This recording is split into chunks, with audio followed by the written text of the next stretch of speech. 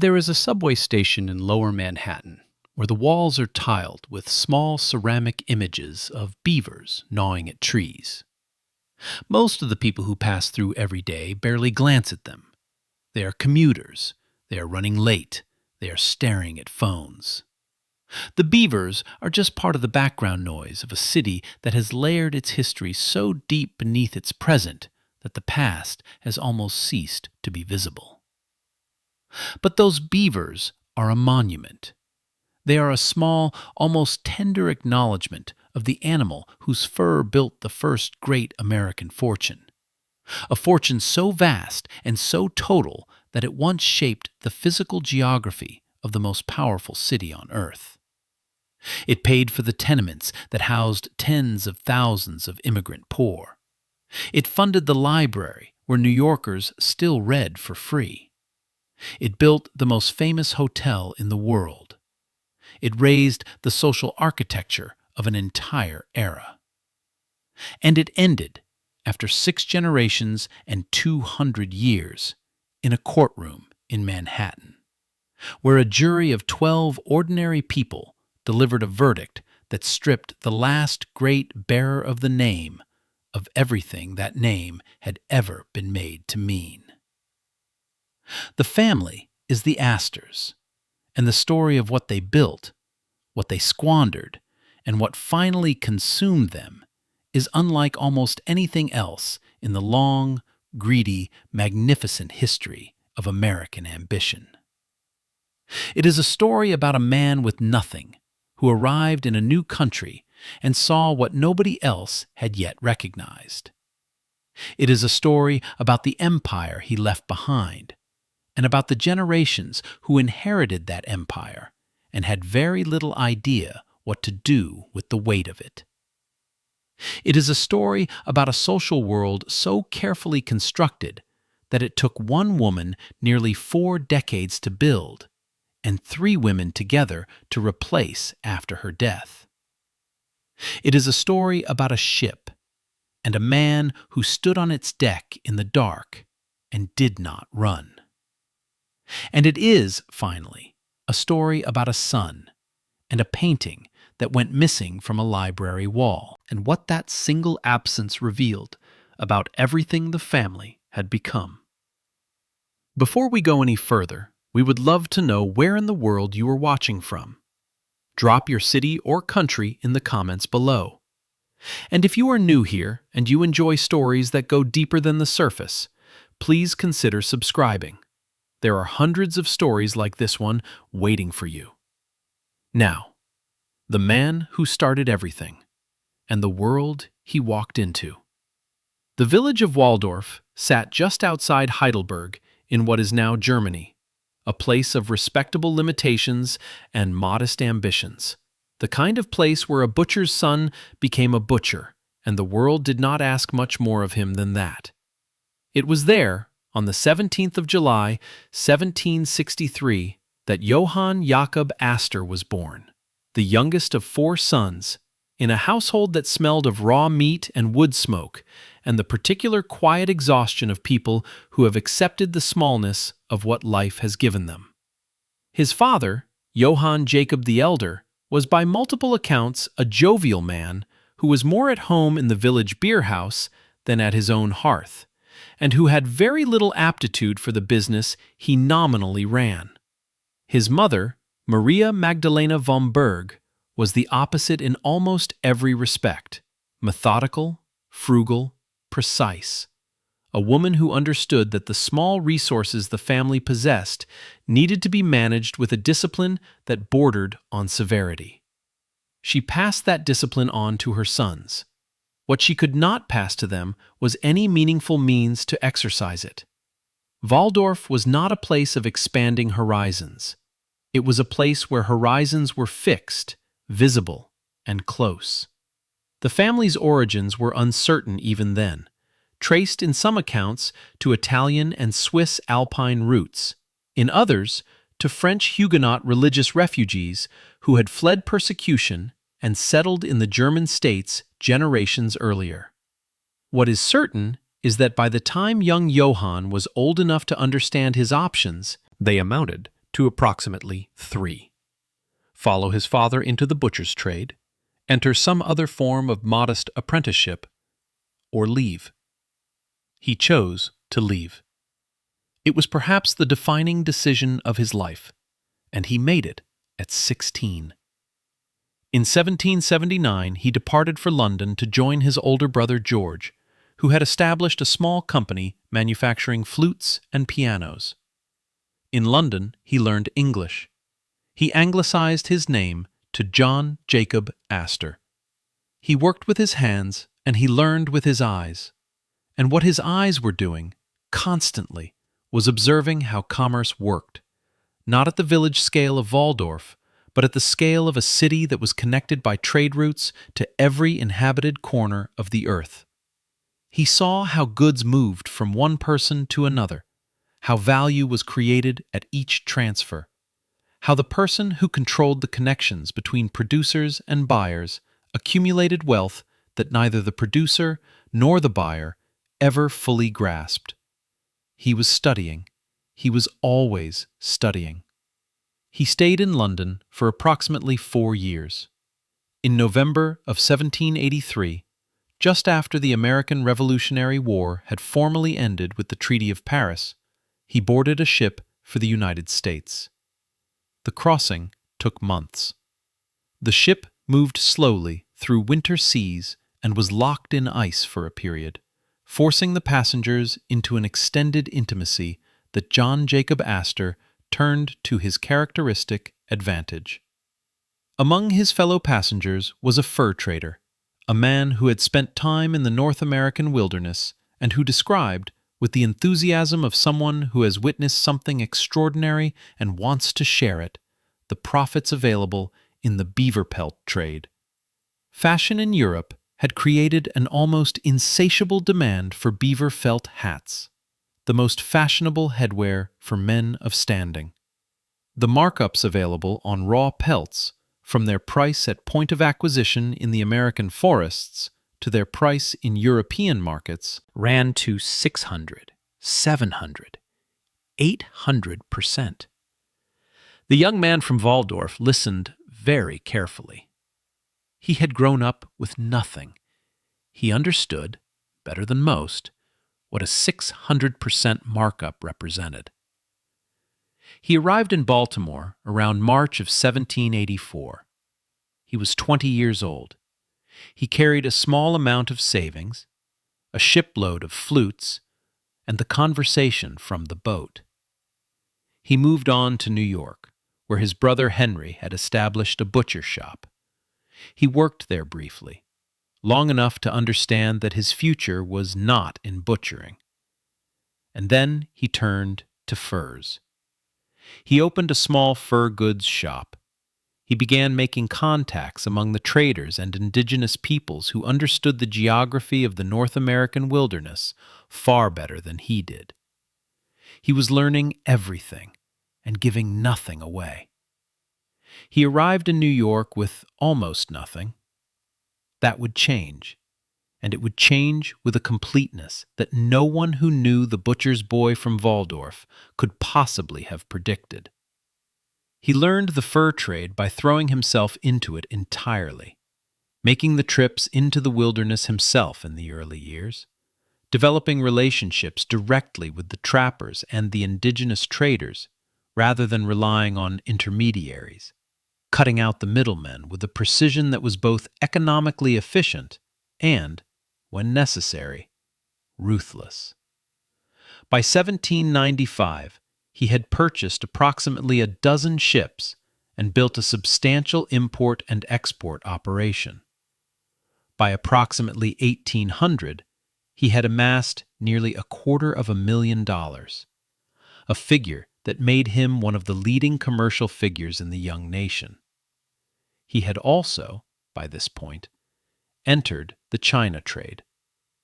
He gained permission to trade in ports that were normally monopolized by the British East India Company, exchanging furs, teas, sandalwood, and opium for the kinds of returns that transformed large capital into extraordinary capital. The opium trade, which ran from approximately 1800 through approximately 1817, was not unusual by the commercial standards of the time. Astor was neither the first nor the last American merchant to conduct it.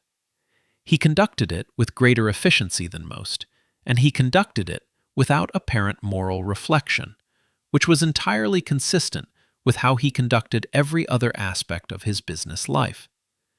He saw markets and entered them.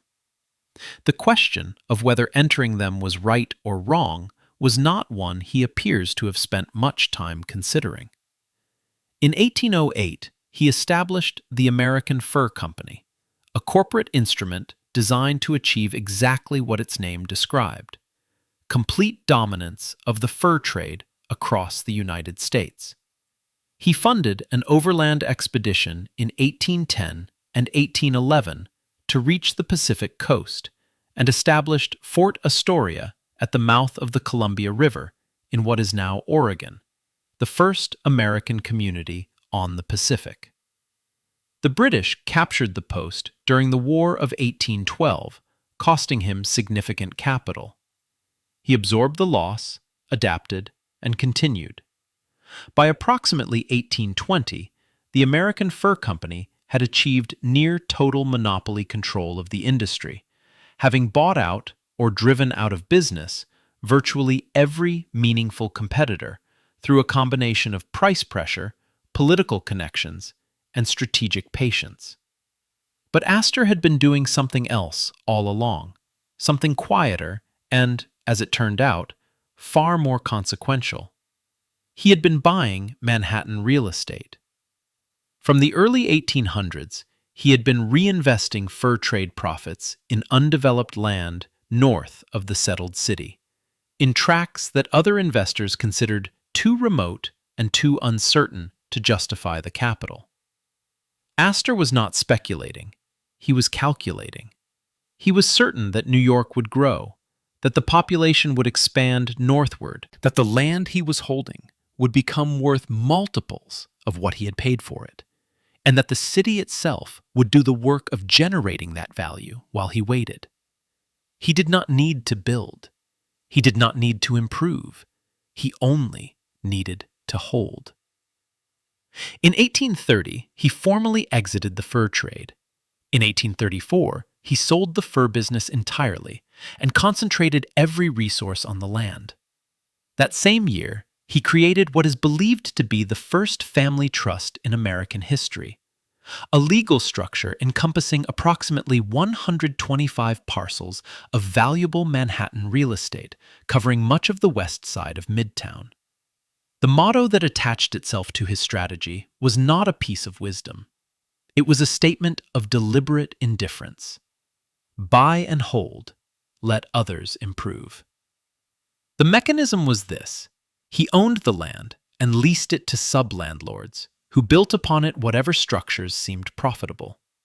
The leases ran for approximately 20 years, at which point everything constructed on the land reverted to the Astor family, regardless of condition. The sub-landlords had no incentive to maintain what they had built, because in 20 years it would not be theirs. The tenants inside had no power to demand better conditions from people who were themselves only temporary occupants of the obligation. And the Astor family never owned the buildings, only the ground beneath them, which insulated it legally and practically from any accountability for what happened inside. The Panic of 1837 destroyed many of his contemporaries. Astor used it to purchase more land at distressed prices, then waited for recovery, which came in the form of a massive wave of European immigration. Hundreds of thousands of people pouring into New York in desperate need of housing. They filled his tenements. The value of everything he held soared.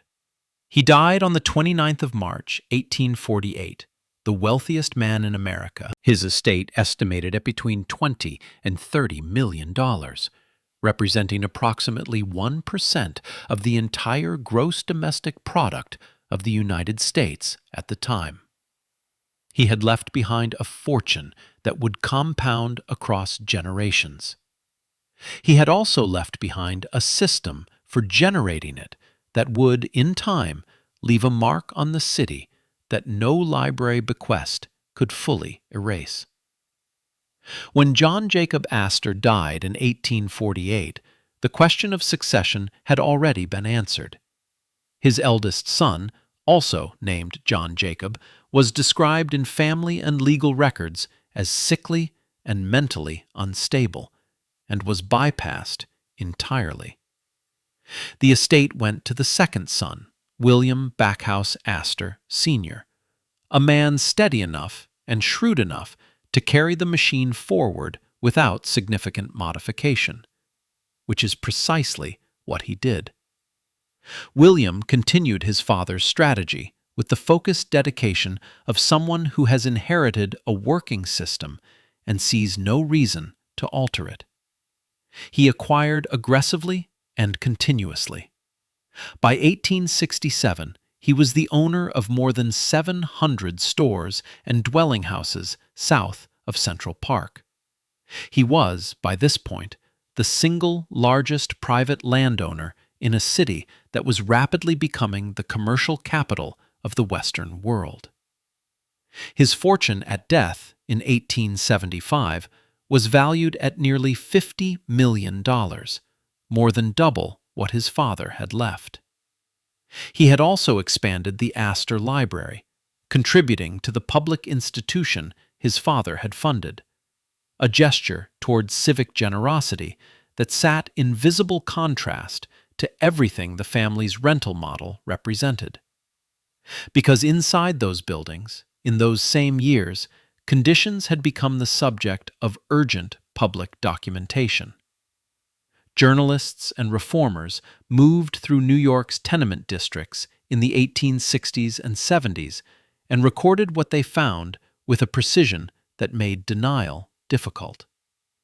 Buildings 6 stories high and 25 feet wide, designed to house 24 families each, covering 90% of the lots they occupied, their interiors receiving almost no natural light, their residents sharing a handful of outdoor privies among dozens of families, their hallways serving as the primary circulation space for people who had nowhere else to be.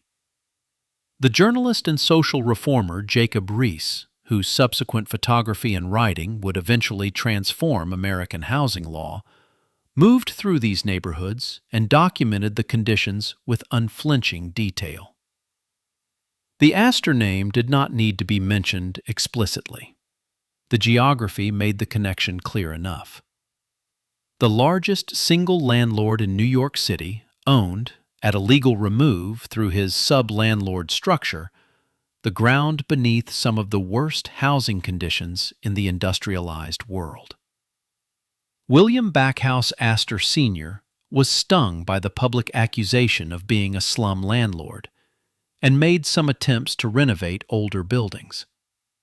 He allocated funds for improvements in some of the more egregiously deteriorated structures. But the fundamental architecture of the system was not touched, because touching it would have required acknowledging something the family was not, at this point in its history, prepared to acknowledge: that the fortune and the misery were not separate categories. They were produced by the same mechanism.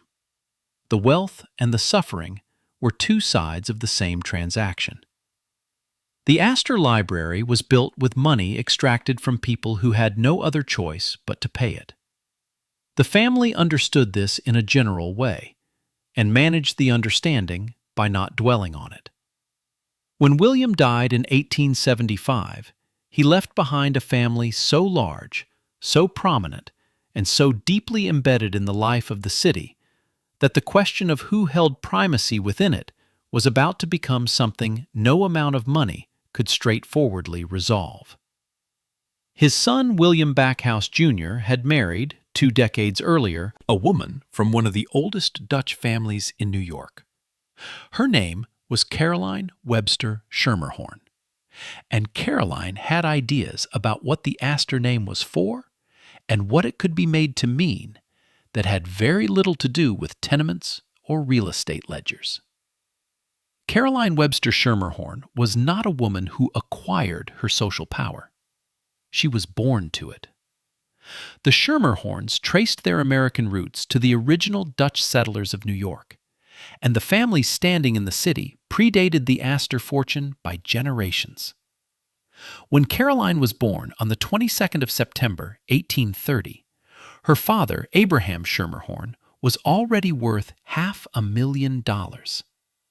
She grew up surrounded by the particular confidence that belongs to people whose position has never been seriously questioned.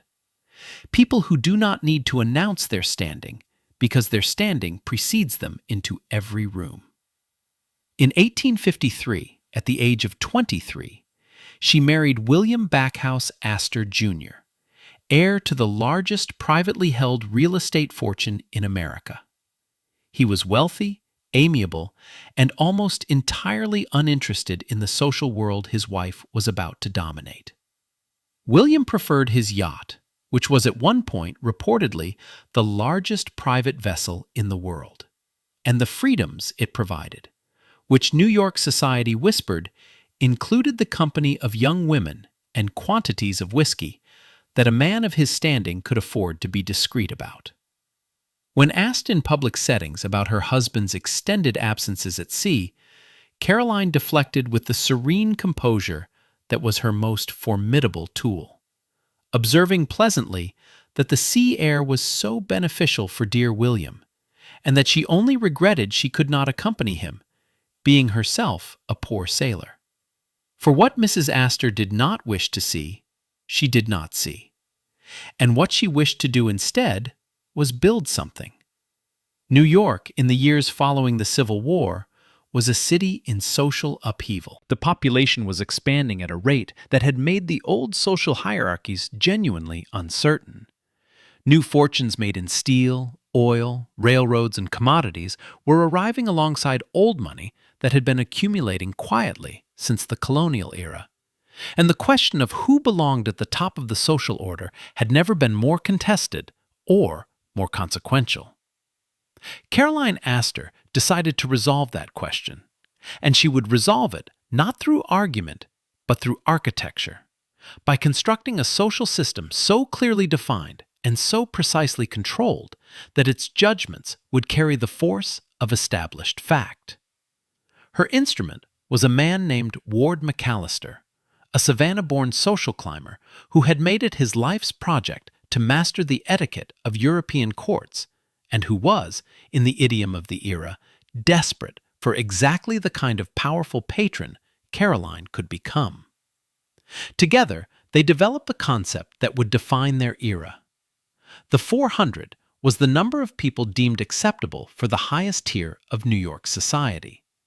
The figure was associated, whether accurately or as later embellishment, with the capacity of Caroline's ballroom at her home at 350 Fifth Avenue, on the site where the Empire State Building now stands.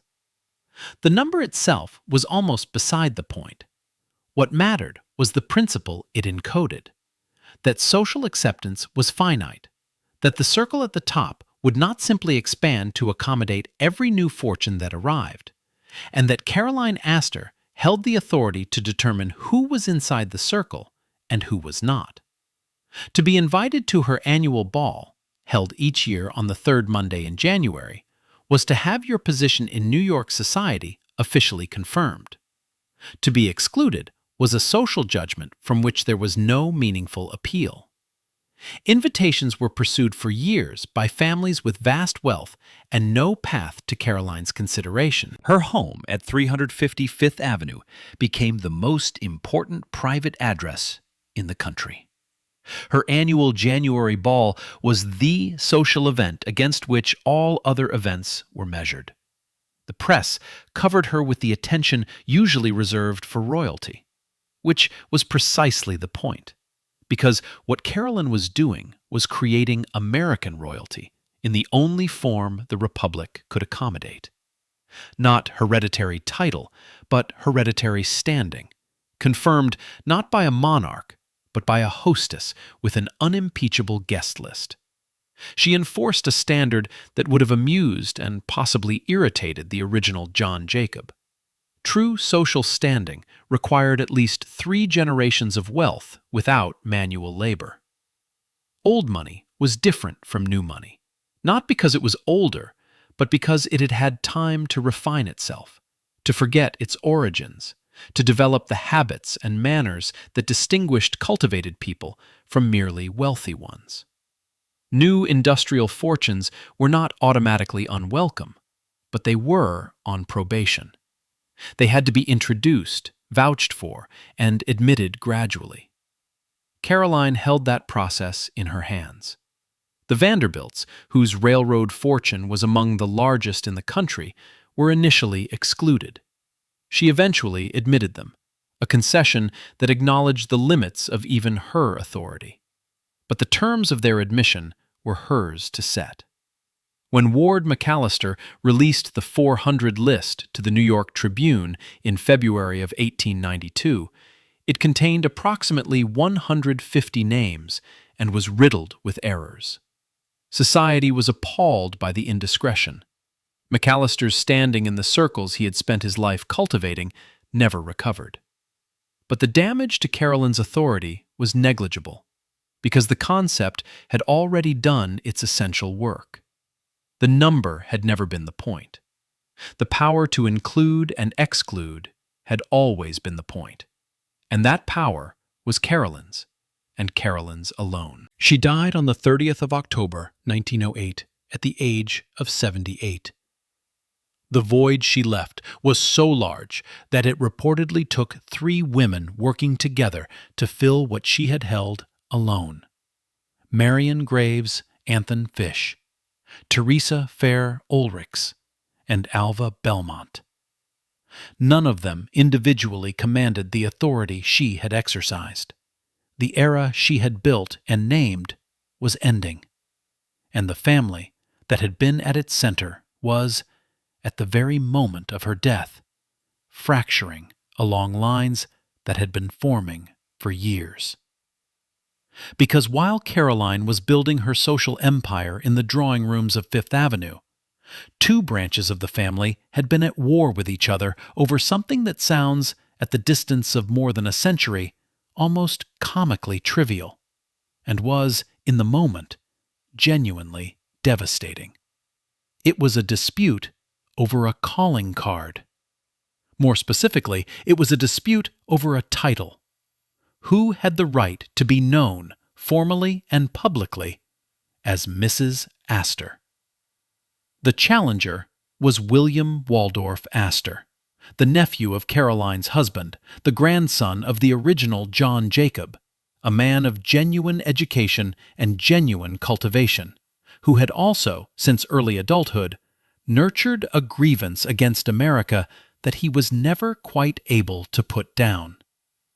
He had been born on the 31st of March, 1848, the only child of John Jacob Astor III. He had been educated in Germany and Italy by private tutors, had attended Columbia Law School, had served in the New York State Assembly and Senate. He had attempted a diplomatic career. He had done everything a man of his wealth and ambition was supposed to do, and he had found, at every turn, that America did not seem particularly impressed. He believed he deserved more recognition than the Republic was prepared to give him. He was not entirely wrong. He was also not a man who had learned to absorb disappointment with any grace. When his mother Charlotte died in 1887, the older Mrs. Astor, William Waldorf, believed that the informal title should now pass to his own wife, Mary, as the senior Mrs. Astor of the living generation. Caroline, who had by then established the title so completely that it was inseparable from her identity, simply shortened her formal designation from Mrs. William Astor to Mrs. Astor, as though the matter had been settled by the mere fact of her continued existence. William Waldorf escalated. His wife's calling cards were printed with the contested title. Caroline's social network responded with the most effective weapon in its arsenal. They were ignored at every significant gathering. The campaign ran for years, it ended in Caroline's complete victory. In 1891, William Waldorf Astor moved his entire family to England. He reportedly described America in a phrase that circulated widely and was received with considerable contempt on both sides of the Atlantic as no longer a place for a gentleman to live. He took with him approximately $100 million, equivalent to roughly $3.4 billion in present terms, and the determination to acquire in England the social and political standing that America had refused him. Before departing, he arranged for the demolition of his Fifth Avenue mansion, which stood directly adjacent to Caroline's home, and filed plans with the city for a 13-story luxury hotel to be built on its site. The Waldorf Hotel opened in approximately 1893. It was not designed primarily to succeed as a business, though it did succeed. It was designed to permanently alter Caroline's view out her own front windows, to place a commercial building of maximum height and inconvenience directly in her sightline, and to deprive her of the social quiet she had come to regard as a right. She responded by leaving. She moved to a new mansion at 840 Fifth Avenue, facing Central Park, where she was beyond the reach of his architecture. In 1896, she hosted a housewarming ball for 600 guests beneath her portrait by the painter Charles Carolus Duran, surrounded by roses and tropical plants, the performance of unruffled grandeur executed with characteristic precision. Her son, John Jacob Astor IV, responded to his cousin's hotel by building directly adjacent to it in 1897, constructing the Astoria Hotel, which was taller and grander than the Waldorf. The two hotels were eventually joined by a marble corridor, creating the original Waldorf Astoria, one of the most famous hotels in the world, a building that bore both their names and that had been constructed specifically because neither of them could bear to let the other have the last word. The irony was almost perfectly suited to the country that had produced it. In England, William Waldorf Astor acquired British citizenship in 1899. He purchased the historic Cliveden estate in Buckinghamshire from the Duke of Westminster in 1893. He bought Hever Castle, once the childhood home of Anne Boleyn, in 1903, and spent lavishly to restore it. He purchased the London newspaper The Observer in 1911 and ran it as a serious journalistic enterprise. He made substantial charitable contributions to British wartime causes during the First World War and received his reward in the form of a peerage, becoming Baron Astor of Hever Castle in 1916 and Viscount Astor in 1917. Critics on both sides of the Atlantic noted that the elevation had been purchased rather than earned, and they were not wrong. But William Waldorf had never much cared what either country thought of him. He died on the 18th of October, 1919, of heart failure in the lavatory of his house at Brighton. He had been living largely as a recluse for years, having achieved through persistence and capital the titles he had wanted, and having discovered that titles alone did not produce the satisfaction he had expected. His son Waldorf, who inherited the viscountcy, had married a Virginian woman named Nancy Langhorne. In 1919, the same year William Waldorf died, Nancy Astor became the first woman to take her seat in the House of Commons. The British Astor line had become, in less than 3 decades, something the American line could not match. A genuine political dynasty embedded in the structures of another nation's government. The American line was on its own, and what it was about to face had nothing to do with calling cards or titles. Then the Titanic. John Jacob Astor IV was born on the 13th of July, 1864, at the family's country estate of Ferncliff in Rhinebeck, New York. He was the great-grandson of the man who had arrived from Walldorf with almost nothing 80 years earlier. And he had grown up in a world of such complete material abundance that the original hunger of the family's founding was not even a memory anymore. It was a legend, a biographical detail that had been transmitted across generations until it had acquired the smooth, untroubling quality of a story that happened to someone else, somewhere else, long ago. He attended St. Paul's School in New Hampshire and Harvard University. He became an active real estate developer, extending the family's Manhattan holdings and adding the Astoria Hotel in 1897 and the St. Regis Hotel, which opened in 1904 and which was described by people who knew his work as perhaps his greatest single achievement, a building of genuine architectural distinction and operational excellence. He was also, perhaps surprisingly for a man of his wealth and social position, an inventor.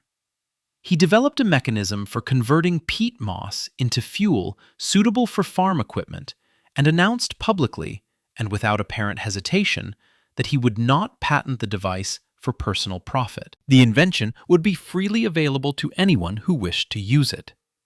He published a science fiction novel in 1894, a book that imagined technological futures with more genuine curiosity than most of his literary contemporaries could manage. He served as a lieutenant colonel in the Spanish-American War. He was a man of real cultivation and real capability, and he was also, like all the Astors, a man of real contradictions. His first marriage, to Ava Lowell Willing of Philadelphia in 1891, lasted 18 years and was, by multiple accounts, deeply unhappy. They had 2 children, William Vincent Astor, born in 1891, and a daughter, Ava Alice Muriel. The divorce, finalized in 1909, generated significant social commentary, as divorces among the very prominent always did.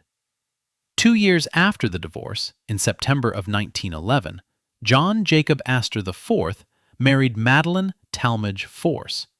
She was 18 years old. He was 47. The age difference of 29 years, combined with his recent divorce, produced social controversy of a kind that not even the Astor name could entirely absorb.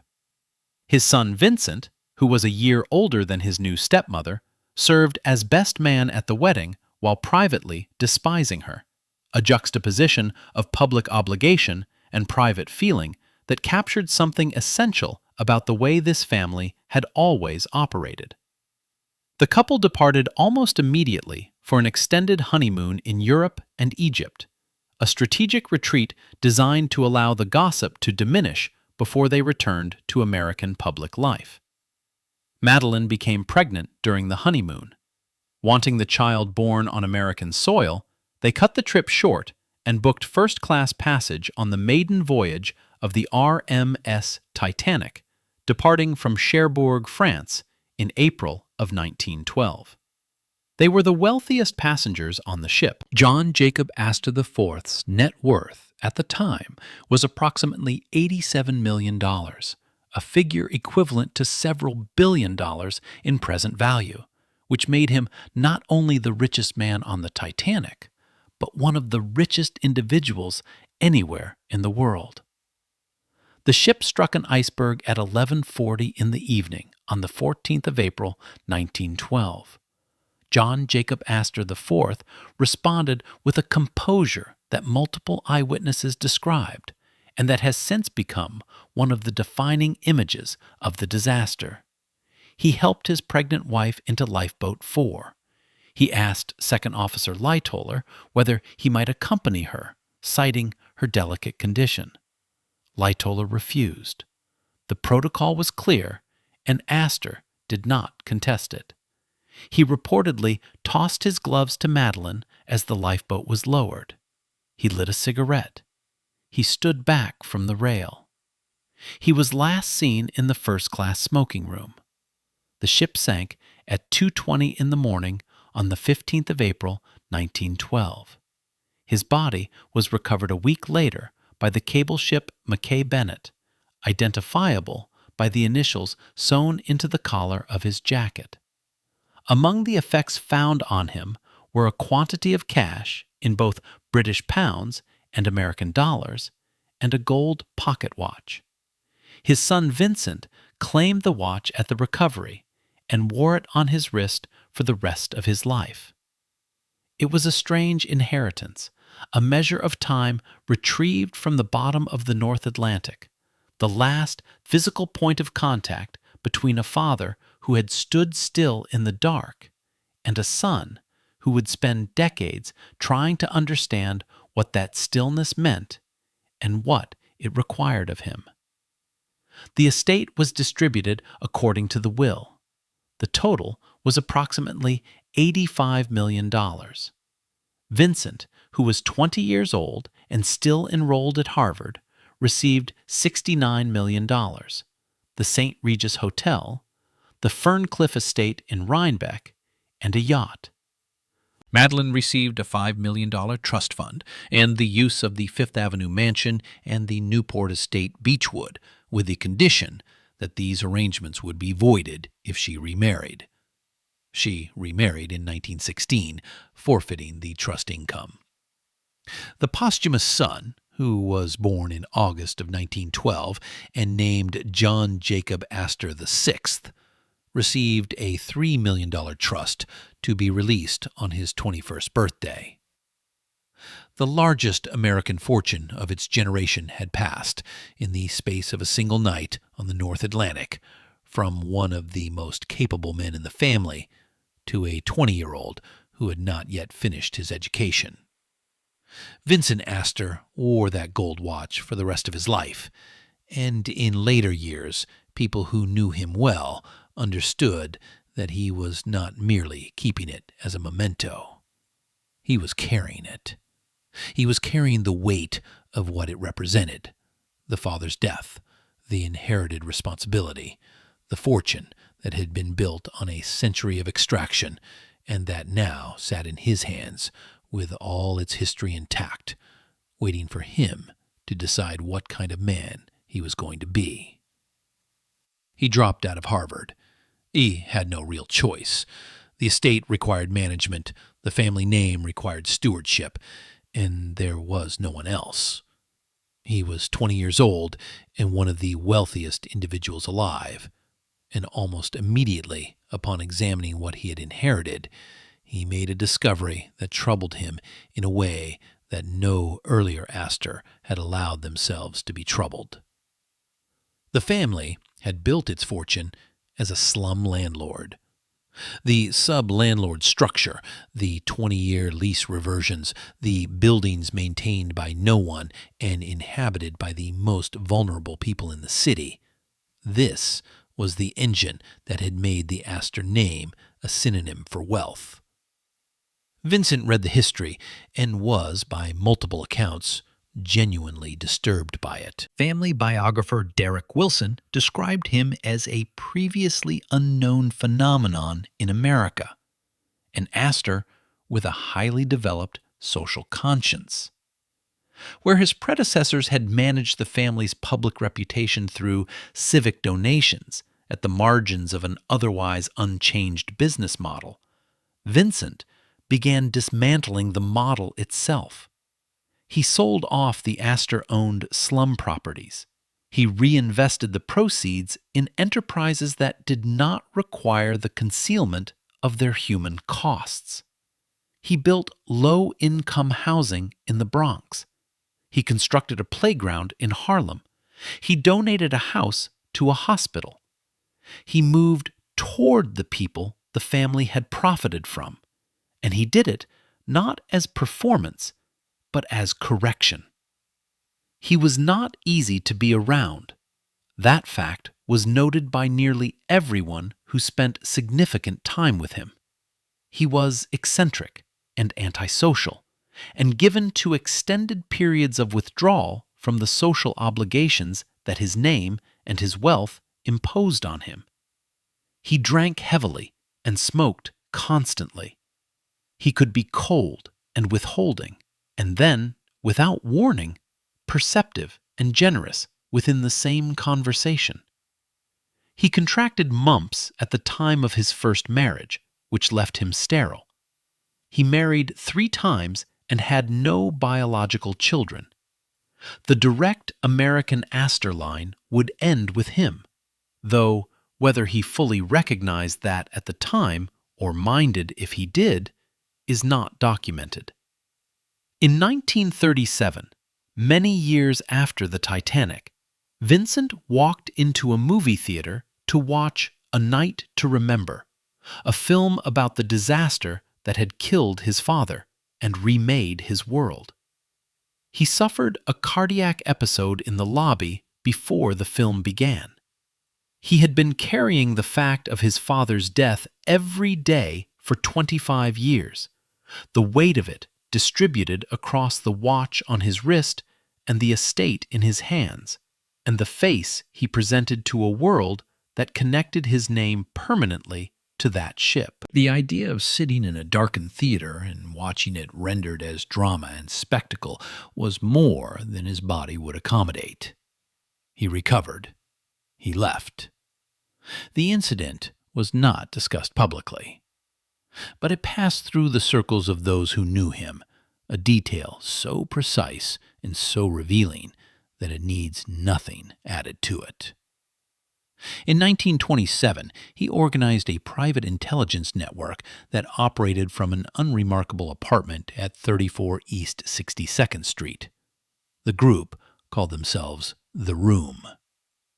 They were composed of prominent New Yorkers, bankers and businessmen, and social figures of the kind the Astor name could convene. And for 13 years, they served as informal intelligence gatherers and advisors to his close friend, President Franklin Roosevelt, working to counter the American isolationism that both men believed, correctly, was a dangerous position as Europe moved toward catastrophe. An Astor deploying the family's network and resources in defense of a democratic government rather than in extraction from it was not something the original John Jacob would have recognized or, in all likelihood, approved of. That was perhaps the point. His third marriage, in October of 1953, was to Roberta Brooke Russell, a woman known to everyone as Brooke.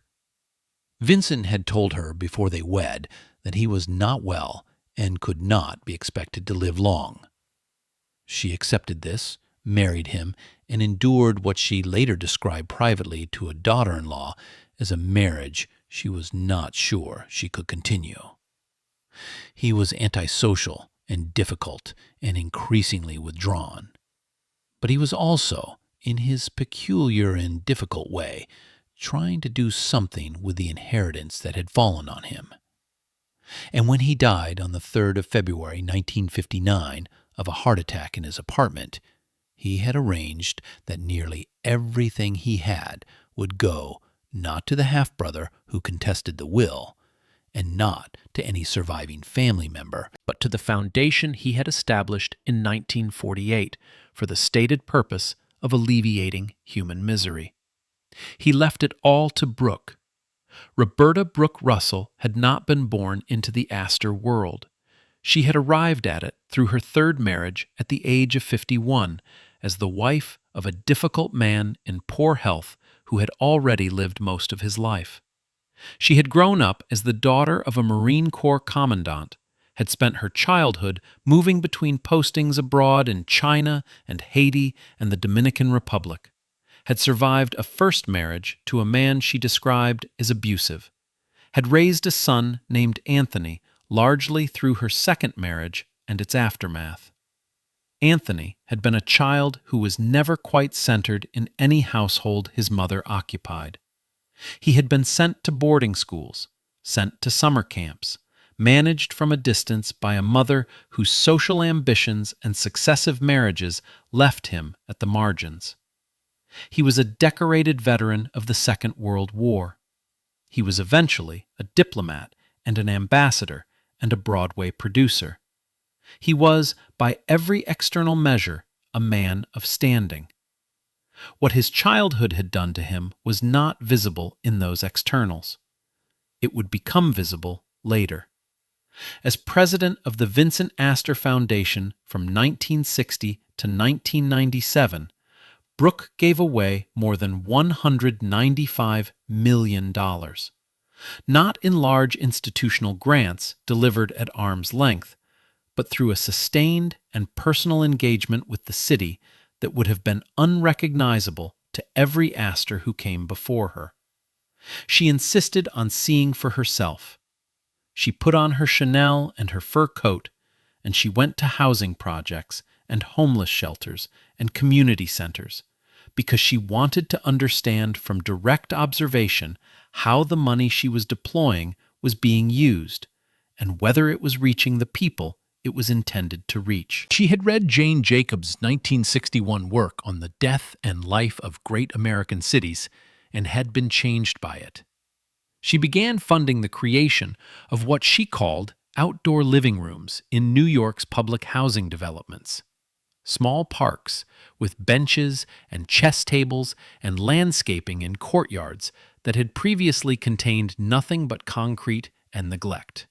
The first of these opened in East Harlem and the East Village in the early 1960s. In 1967, she directed $1 million to the Bedford-Stuyvesant Restoration Corporation, a community development initiative created by Senator Robert Kennedy to build car-free superblocks in one of Brooklyn's most underserved neighborhoods. She funded the New York Public Library in ways that went beyond donations, serving as a trustee, attending board meetings, maintaining a personal connection to an institution that had been founded partly on the money her family's name had generated. She funded the Bronx Zoo. She funded the Metropolitan Museum of Art, Central Park, the Morgan Library, the South Street Seaport, and hundreds of smaller organizations in neighborhoods the Astor machine had once treated as revenue-generating geography. She dissolved the foundation entirely in 1997, having decided that it was better to spend every dollar than to allow the money to accumulate in perpetuity at the expense of the people who needed it now. The final grant was $5 million for public school libraries. She was awarded the National Medal of Arts in 1988 and the Presidential Medal of Freedom in 1998. The New York Times would eventually call her the city's First Lady of Philanthropy. Her philosophy, stated repeatedly and with total sincerity over the course of her long life, was that money was like manure. It was not worth anything unless it was spread around.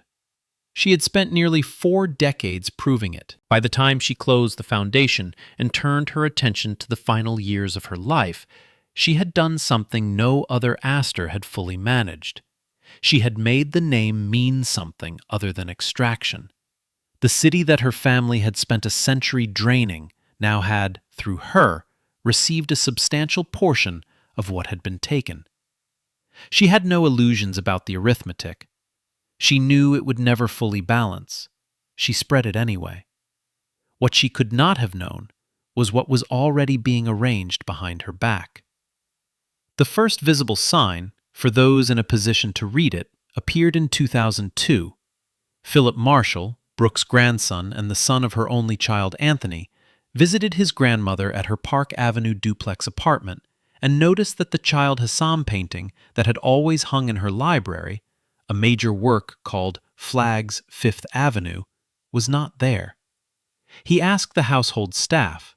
They told him what had happened.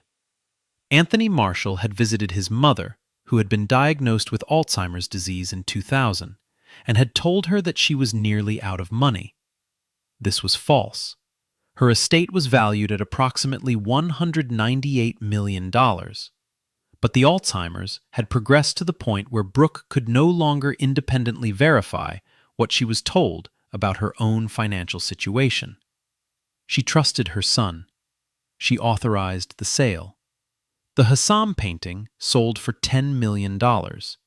Anthony Marshall used some of the proceeds to buy a house in New Jersey. He subsequently purchased a yacht for $900,000. This was not the beginning of the scheme, though it was the point at which it became visible. The broader pattern had been developing over years. Anthony had given himself an annual salary of $1 million for managing his mother's financial affairs, a raise he authorized using the power of attorney she had granted him. He had transferred ownership of Brooke's $5 million main estate to his wife Charlene. He had directed approximately $1 million from Brooke's personal accounts toward Broadway theatrical productions that he and Charlene were producing. He had dismissed the longtime butler who had served Brooke for decades and the estate lawyer who had been her trusted advisor for 50 years, removing the two people most likely to notice what was happening and, most likely, to object to it. He had closed Holly Hill, Brooke's beloved Hudson River estate in Briarcliff Manor, where she had told multiple friends she wanted to spend her final days and to die. And he had let the staff go. He reduced her medical care. He discontinued medications. He canceled doctor's appointments. He told people who asked that she was being looked after properly. Philip Marshall began the process of gathering evidence and consulting with his grandmother's circle of close friends, including the financier David Rockefeller and Annette de la Renta, the wife of fashion designer Oscar de la Renta. The combined weight of those friendships eventually forced Anthony to reopen Holly Hill.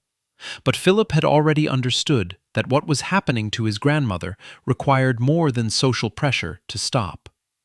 In 2006, he filed a lawsuit in New York State Court seeking the removal of his father as Brooke's guardian and the appointment of Annette de la Renta in his place.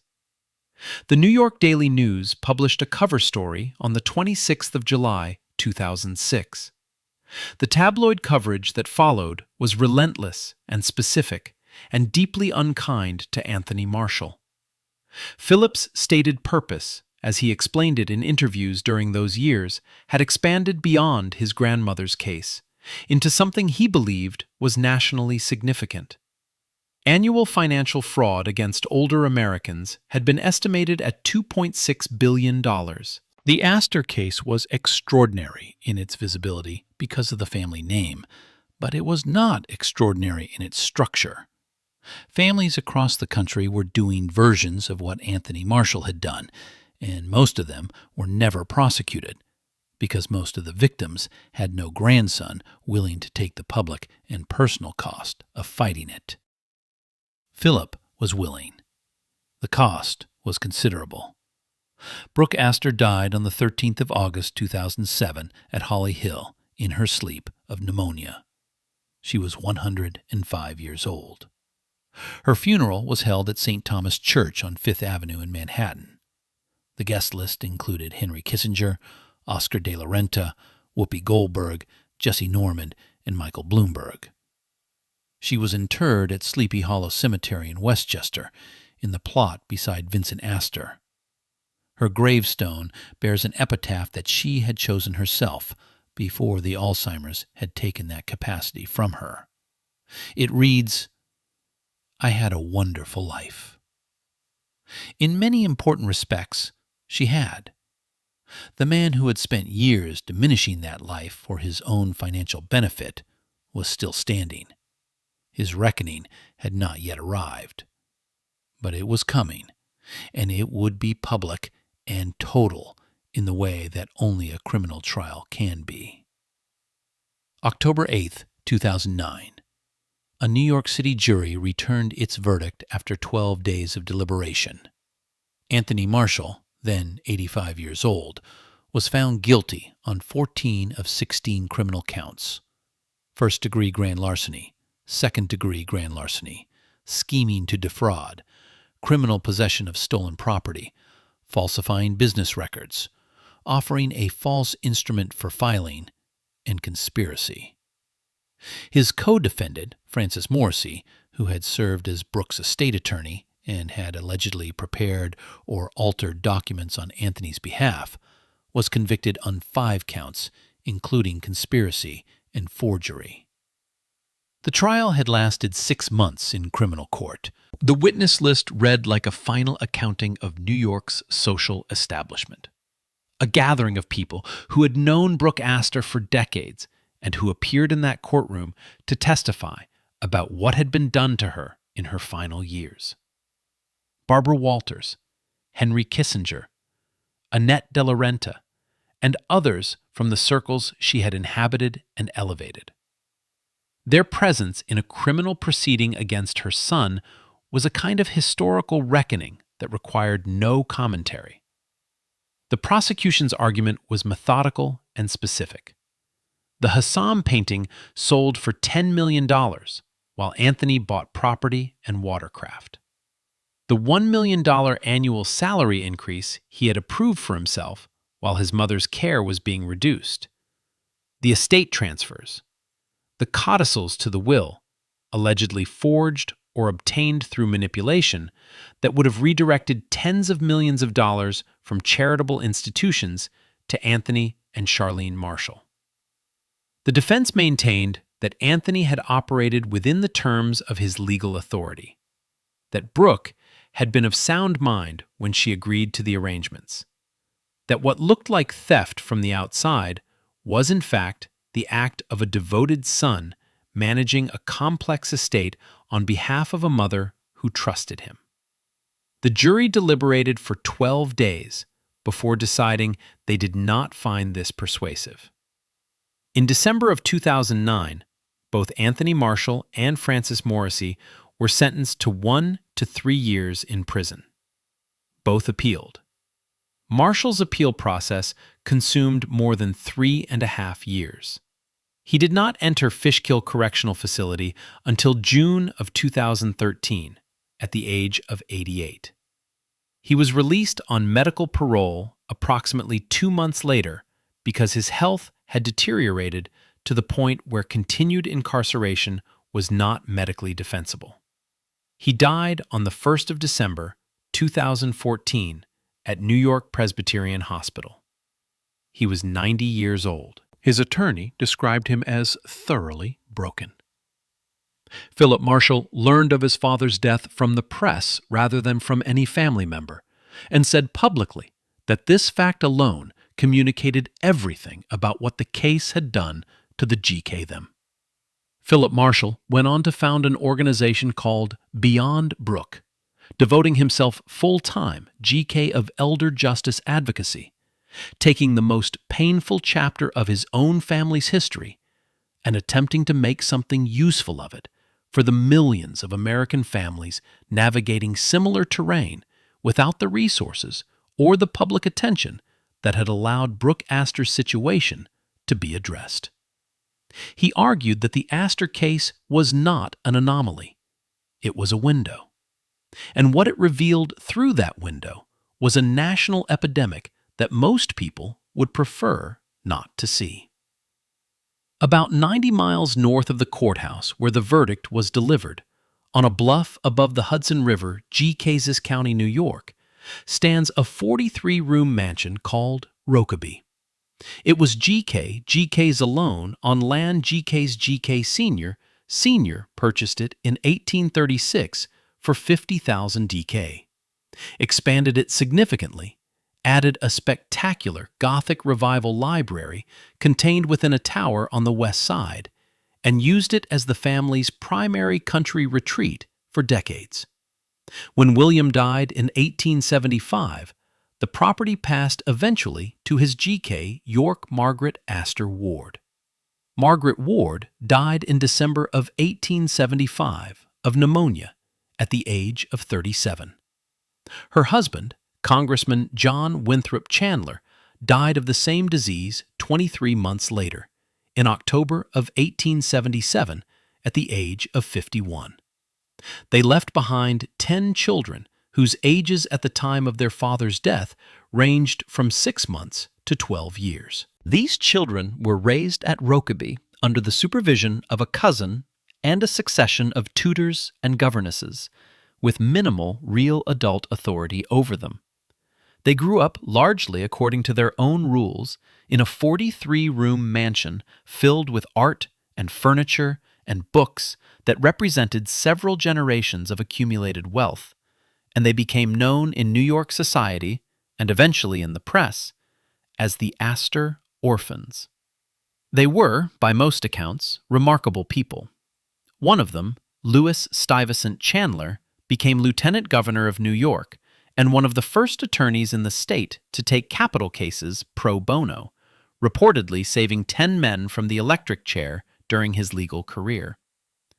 One of them, Robert Winthrop Chandler, became a significant artist whose work, including murals still visible at Rokeby, was exhibited internationally.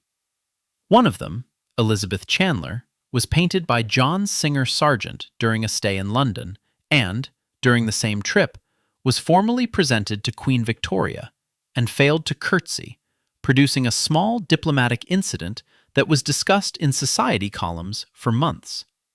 One of them, Margaret Livingston Chandler, eventually bought out her siblings' shares of Rokeby and began operating a dairy farm on the property, managing it with the practical intelligence that the family's more glamorous members had often lacked. She married the music critic Richard Aldrich, and the property passed through their line.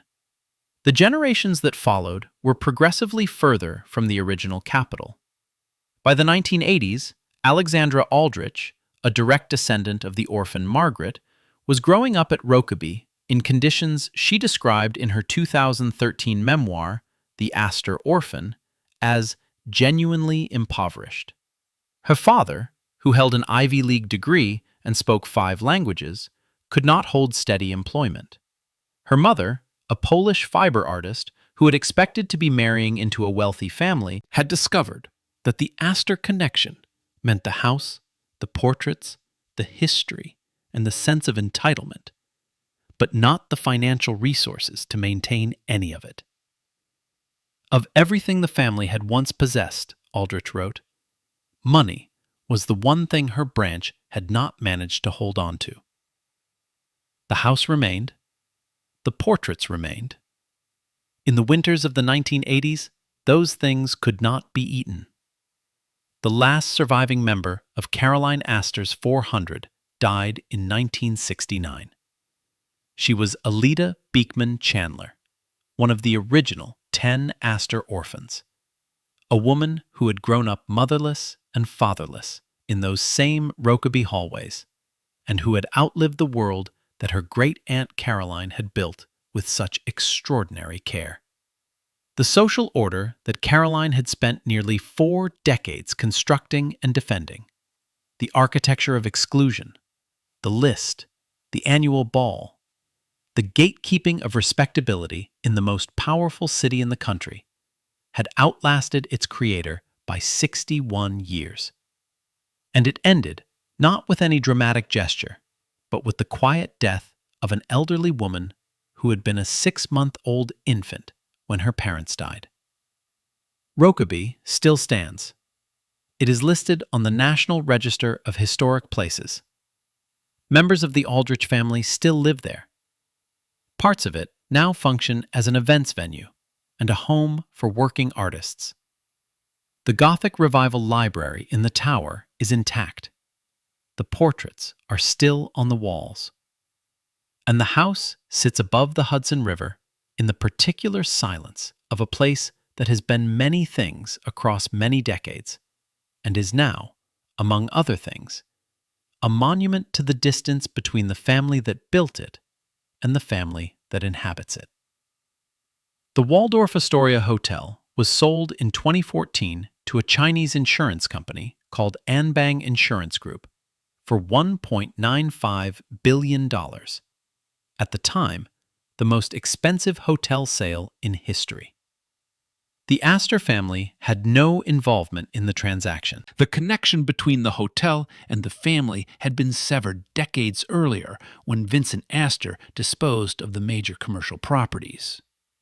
Anbang's chief executive was subsequently arrested by Chinese authorities on charges of fraudulent fundraising and abuse of power, and the Chinese government placed the company's assets under a state-run entity called Daja Insurance Group. The hotel was closed in 2017 for a renovation that lasted 8 years, ran approximately $2 billion in total, came in $1 billion over the original budget, and converted the building from 1,400 guest rooms to 375 guest rooms plus 372 luxury condominium residences. By early 2026, the Chinese owners were preparing to sell the property, expected to recover significantly less than they had invested. The building's name remained unchanged throughout these transactions, as it would continue to remain whatever new owner eventually took possession. The name is durable. The family that gave it is not. What remains of the Astor presence in New York is distributed, like sediment, across institutions and infrastructure. The Astor Place subway station, where ceramic beavers commemorate the fur trade origin of the entire enterprise. The Astor Library Archives, now part of the New York Public Library system, funded initially by the $400,000 John Jacob I had bequeathed at his death, a sum his contemporaries considered vastly inadequate given his wealth, and which has since anchored a century and a half of public access to knowledge. The library that bears the connection to his name serves millions of people annually, most of them unaware of or indifferent to where the founding money came from. The Brooke Astor Fund for New York City Education, still making grants to improve literacy instruction in the city's most underserved schools, Still carrying her name into classrooms where children are learning to read. The Astor Home for Children, still operating. In England, the fourth Viscount Astor sits in the House of Lords with a fortune estimated in 2017 at approximately $278 million, the consequence of a decision made in 1891 over a calling card that turned out, improbably, to have been among the more strategically sound moves in the dynasty's history. The American fortune is dispersed.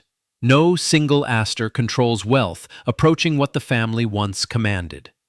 The name persists on tiles and cornerstones and hotel marquees and library dedication plaques.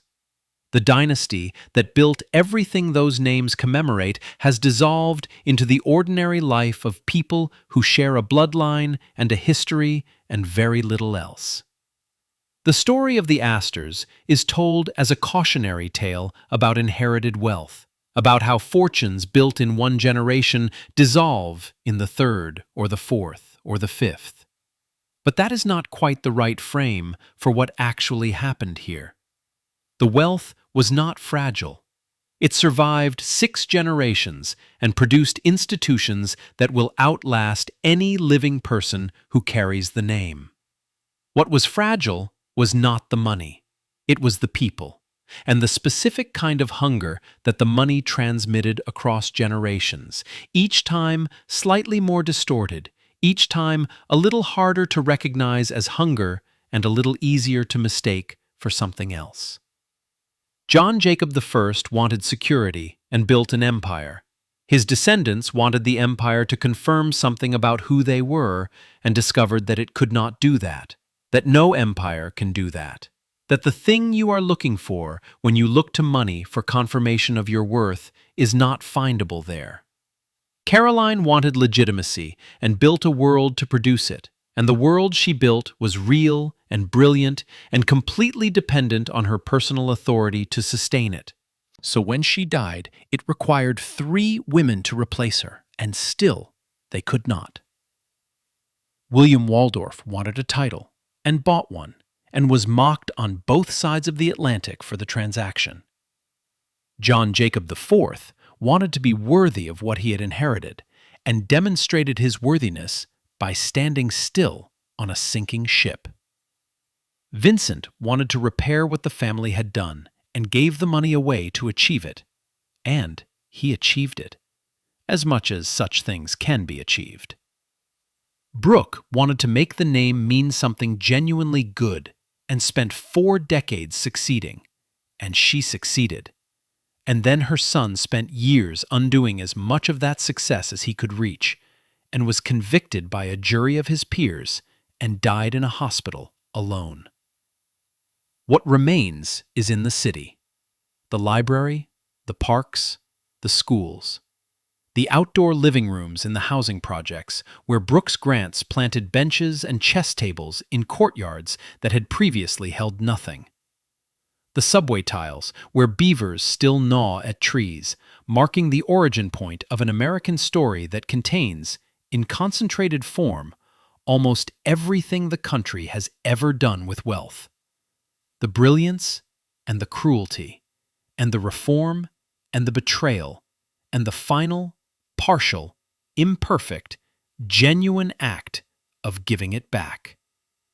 Some fortunes are built. Some are inherited. Some, eventually, are given back.